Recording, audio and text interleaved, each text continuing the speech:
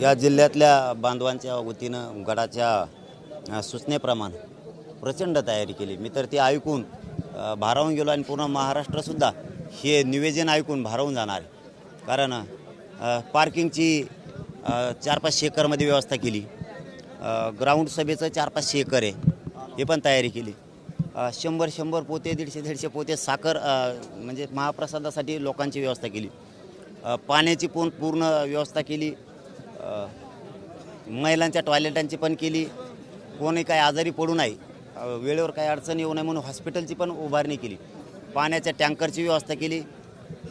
व्यवस्था अशी नाही असं नाहीच आहे। जे राज्यातल्या कानाकोपऱ्यातून बांधव इकडं प्रचंड ताकदीने येणार आहे त्यांची पूर्ण व्यवस्था गडाच्या पायथ्याच्या गावं आणि बीड जिल्ह्यातल्या सगळ्या बांधवांनी केली।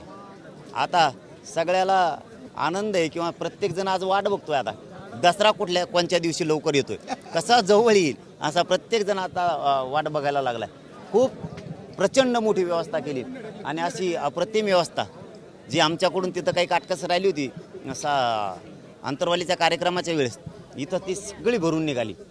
इथं किती लाखो लोक आले, त्याची पूर्णपणे त्यांची व्यवस्था पार्किंगपासून सगळी या गडाच्या पायथ्याच्या गावानं बीड जिल्ह्यानं आणि गडानं सगळी व्यवस्था केली। आता आम्ही ते जे व्यासपीठाचं प्रचंड मोठं व्यासपीठाची उभारणी आहे त्याचं भूमिपूजन आता बाबाजींच्या हस्ते होतं आहे लगेच 2 मिनिटात, आणि प्रचंड व्यासपीठ जे मोठं आहे त्याची उभारणीचं भव्य दिव्य उभारणीचं काम सुरू होत आहे।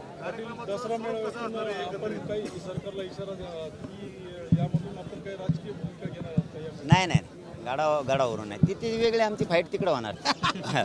इथं गडावरून ना जातीचा ना राजकारणाचा विषय, पारंपरिक काय असतं हिंदू धर्माची परंपरेनुसार 3.5 मुहूर्तापैकी हा महत्त्वाचा मुहूर्त आहे आणि जनतेच्या अन्यायाविरुद्ध वाचा फोडण्याचा तो दिवस आहे। म्हणजे अन्याय झाला तिथं विजय मिळालेला आहे, म्हणजे विजयदशमी। त्या दिवशी जो दुःख आहे जनतेला, दुःखाकडून सुखाकडं समृद्धीकडे जाण्याचा मार्ग संकल्प करणं, एकमेकाला भेटणं, आशीर्वाद देणं, शुभेच्छा एकमेकाच्या घेणं, एकमेकाशी संवाद करणं आणि सुख आणि दुःख जाणून घेणं, यासाठीचा हा सोहळा आहे। हे अप्रतिम ऐतिहासिक सोहळा होणार आहे, प्रचंड मोठा सोहळा होणार आणि या सोहळ्याचं प्रत्येकजण या राज्यातला कानाकोपऱ्यातला माणूस साक्षीदार होणार आहे। कानाकोपऱ्यातला आज पोरांनी माणसांनी मराठवाड्यातले जे नोकऱ्याला मुंबई पुण्याला गेलेले आहेत यांनी रजा टाकल्यात, कामगार येतीकडचा सगळा इकडे येणार आहे।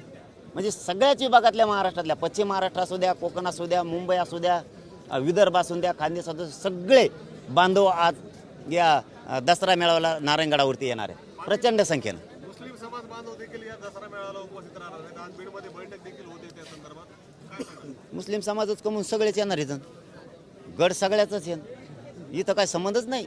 आणि मी सगळ्या मर्यादा गडाच्या पाळणार आहे आणि गडाला माहिती आहे मी कट्टर भक्त आहे। मी कट्टर भक्त आहे। इथं जी परंपरा आहे ती पाळली जाणार, मर्यादा जे आहेत ते पाळल्या जाणार। मुस्लिम धर्म बांधवही येणार आहेत, दलित बांधवही येणार आहेत, त्यांच्या बैठका चालू आहेत तिकडे, त्यांच्या पण चालू आहेत, सगळेच येणार आहेत।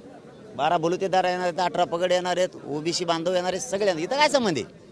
इथं काहीही संबंध नाही, फक्त महाराष्ट्रातल्या कानाकोपऱ्यातल्या मराठ्यांची इच्छा होती एक पारंपरिक दसरा मेळावा असला, इच्छा व्यक्त करणं, संकल्प व्यक्त करणं काय ही वेगळी गोष्ट नाही आहे। पण सगळ्या जाती धर्माचे लोक या ठिकाणी येणार आहेत आणि गड प्रत्येक जाती धर्माला न्याय देतो। सराटी आंतरवाली इथून रॅलीद्वारे येणार अथवा हेलिकॉप्टर येणार, समाजाकडून मागणी होती हेलिकॉप्टर नाही, आता ते समाजाचं ते प्रेम आहे, परंतु फुलं टाकण्याचं काम 100% हेलिकॉप्टरच्या माध्यमातून होईल आणि मानवंदनासुद्धा हेलिकॉप्टरच्या माध्यमातून गडाला जनतेला दिली जाईल, हे मात्र सत्य आहे। आता ते पुढं बघू आता काय होतं काय नाही। बाबाजीचा अंतिम शब्द आमच्यासाठी लय अवघड असतं खेळ। त्याला काय समजायला खरंच आहे, रच्चे लय मोठे येते भाऊ तुम्ही गेल्यावर। आपण काय काचाकच मीडियाला सांगतो, आपण काय त्यात काय लपून व्हायचं काम आहे? उलट वाट बघत लिंबाच्या खोडाच्या आडून कोणचा मीडियावाला गेलाय कसा बघा, गेलाय कसा बघा, लय चॅप्टर आहे ते येते। आले काय नाही, आरक्षणावर चर्चा झाली, राजकीय सामाजिक चर्चा झाली, बाकी काय नाही, तेच का फेकूट तेवढाच, तेच, दुसरं काय नाही। आतापर्यंत पाटलांना आरक्षणाच्या सभा असतील किंवा इतर जे राजकीय असेल त्यासाठी पाहिले गेले, मात्र आता पहिल्यांदाच गडावरून थेट बोलणार आहेत। पाटलांचं आगळं रूप या गडावरून पाहायला मिळणार आहे का? जनतेला काय सांगाल? त्यांच्या न्यायासाठी बघायला मिळालं पाहिजे। आम्ही आमची ताकदपणाला त्यांच्या न्यायासाठी लावली पाहिजे, जनतेसाठी. त्यात वावगं काय नाही, पोट दुखण्याचं कारण नाही. आणि का गरिबाच्या एखाद्या लेकरानं या राज्यातल्या करोडो जनतेसाठी काम करू नये? का करू नये? त्याला हक्क नाही का? गरिबाच्या लेकराला अधिकार नाही का मागण्याचा? गरिबाचे लेकरं मॅनेज होत नाहीत, उलट गरिबाचे लेकरं फुटत नाहीत. मी स्पर्धा नाही करत, मी स्पर्धा नाही करणार. मी स्पर्धा करायसाठी जगत नाही की त्याला ते मिळालं मग आम्हाला मिळालं पाहिजे, तो बसला मग मी बसणार, त्यांनी घेतला आम्ही घेतला. या स्पर्धा करणारे आम्ही नाही, कधी मोडणार पण नाही.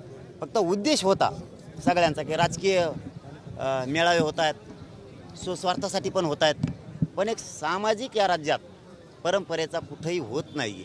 तो झाला पाहिजे, कारण त्याच्यातून एकोपा राहणारे, त्याच्यातून जातीय तेढ बंद होणारे, दूषित झालेले मन स्वच्छ होण्याचं काम होणारे. म्हणून कुठंतरी पारंपरिक असला पाहिजे.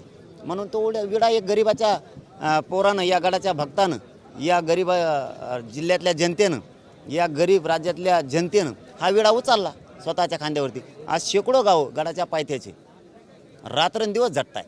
85 वर्षांचे बाबा इथं जर गवत कापतायत तर हे महाराष्ट्राला आनंदाची एक बाब गेली की जर 85 वर्षाचे बाबा जर झटत असतील तर आपण घरात बसून करायचं काय?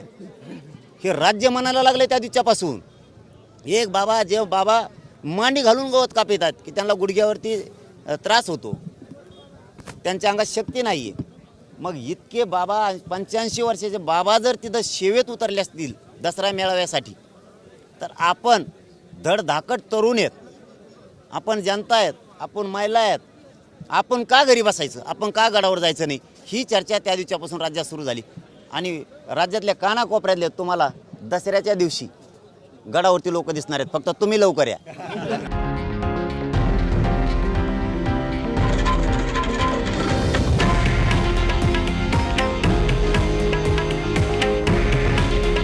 हे आहे देशातील नंबर 1 न्यूज नेटवर्क आणि आपण पाहत आहात TV9 मराठी.